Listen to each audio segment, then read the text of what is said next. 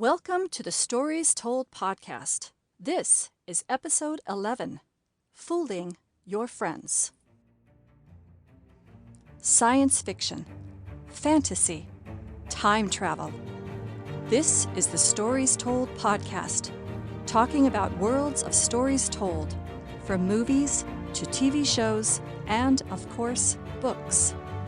I am E.W. Barnes, fiction author and avid fan of great stories. Thousands of years, thousands of worlds, thousands of stories told. Let's begin. Want to vote on what we talk about next?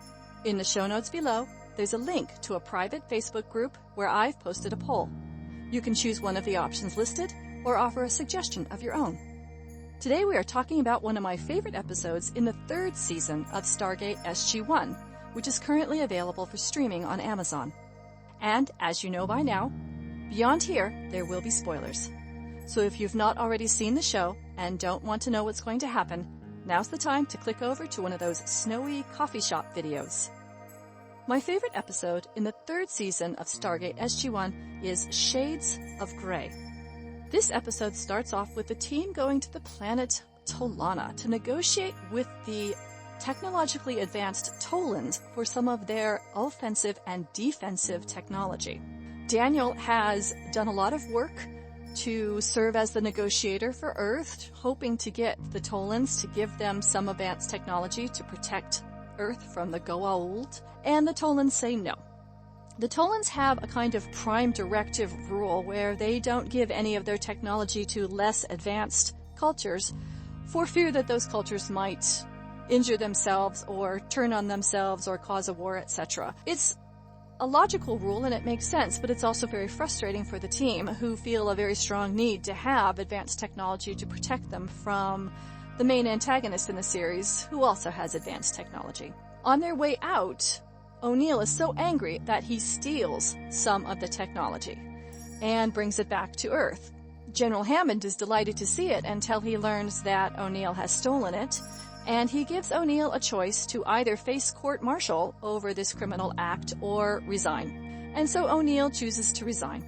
There are some really interesting interpersonal scenes with O'Neill and his team who are completely put off by this strange behavior that he's engaged in, stealing and being very angry with the general about not getting the technology they need to defend the planet. And there's even a scene between O'Neill and Daniel where Daniel says, "I feel like I don't know who you are," and O'Neill says, "You've never known who I am. This is who I am now. I've hidden this from you all this time, and I guess we're not friends."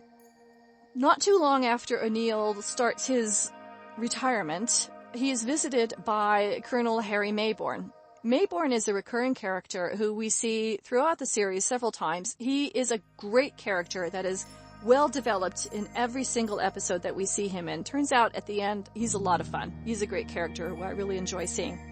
Mayborn is part of a shadowy subgroup of teams that are being sent out secretly to go steal from advanced races, such as the Tolan, the Asgard, and another race called the Nox. Mayborn invites O'Neill to join his shadow teams as a team leader. O'Neill agrees and goes out to be part of this shadow group, seeing all of the things that have been stolen from all the races that they are trying to make alliances with, and is assigned to go drop off something small to be picked up by a mole on one of the Stargate command teams. While he's on that planet, he sees his old team coming through the gate with their new leader, Colonel Makepeace, and has to hide, and then sees Colonel Makepeace picking up the small item that O'Neill had been instructed to drop off. Once that happens, O'Neill goes back to where the Shadow Team's hideout is, because he has all the information that he needs. He was there as a mole of the Stargate Command to find out where the Shadow Team was hiding and who the mole was in Stargate that was taking the stolen goods. So he's able to capture the team, they capture Colonel Makepeace, and all is well again. And there's even some really amusing moments in this episode when O'Neill says, I really appreciate Daniel, yet you were the one that came to talk to me. Our friendship is good, it's solid, and I really am glad that you came to talk to me. And Daniel says, actually, you really shouldn't appreciate it. We drew straws and I lost. So what do I really like about this episode? I like the realism of the story and the layers in it. At this point in the series, the stories are building on a variety of challenges facing the team. From the threat of the Goa'uld, who are the main antagonists at this point of the series, to the actual physical dangers encountered by the team when they visit new planets and encounter new cultures and species, to the moral and ethical decisions the team must make in these brave new worlds. There's also a very realistic human elements that the team must manage, from political wrangling and maneuvering to the shadowy criminal activity that was highlighted in this episode. And finally, we see that the team is not yet fully gelled. There was still enough newness among all 4 members of the team, enough doubt about each other, that O'Neill was able to pull this off. This story would not have worked so well in later seasons. So what do I wish was different? I would have liked for there have been some breadcrumbs leading to this story in earlier episodes, just to give it a little bit more depth. And there were also 2 runners-up from Season 3, in addition to this episode, Shades of Grey. One of those episodes was an episode called Nemesis, in which we get to meet Thor of the Asgard again, and we learn about the enemy that the Asgard are fighting in their home galaxy, a technological species they call the Replicators. It's a very good, exciting, and intense episode taking place in outer space, which I love those episodes, and with the team battling these technological bugs that have overrun Thor's ship. The other episode is called Past and Present. In this episode, our team arrives on a planet and discovers a population that no longer has its memories.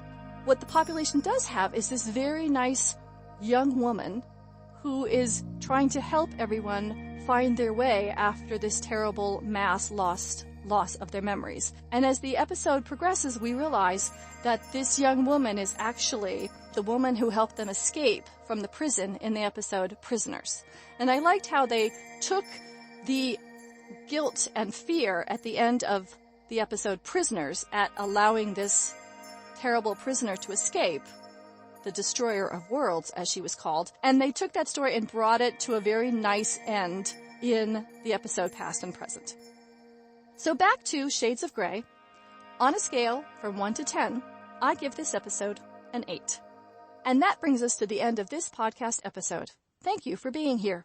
Don't forget to like and subscribe and vote in the poll on the Facebook group. And join me next time when I talk about my favorite episode from Season 4 of Stargate SG1. See you then.